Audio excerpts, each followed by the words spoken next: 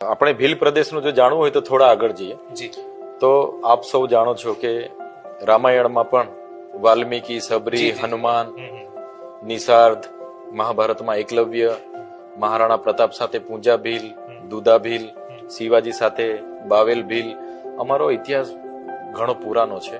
અને એ બાદ આઝાદી પહેલાની લડતોમાં પણ બિરસા મુંડા, તાત્યા મામા બધાએ ખૂબ સરસ લડત આપી. 1913માં પણ ગુરુ ગોવિંદસિંહ ગીરી જે ખરા માનગઢ ધામમાં એમની આગેવાનીમાં આદિવાસી આગેવાનો બધા ભેગા થયા ગુજરાત રાજસ્થાનમાંથી અને બ્રિટિશોએ હત્યાકાંડ કર્યું. એમાં 1500 થી વધારે લોકો મરી ગયા. આજે ઇતિહાસમાં એમને જોઈએ એટલું જગ્યા નથી મળી, છતાં 1500 લોકો માનગઢમાં મરી ગયા. તો આઝાદી પહેલા પણ ને આઝાદી બાદ પણ નર્મદા ડેમ હોય, એ વિસ્તારમાં ખાણો, લિગ્નાઇટ પ્રોજેક્ટ હોય, યુરેનિયમ પ્રોજેક્ટ હોય, દરેક એમાં આદિવાસી વિસ્તારોને વિસ્થાપિત કર્યા.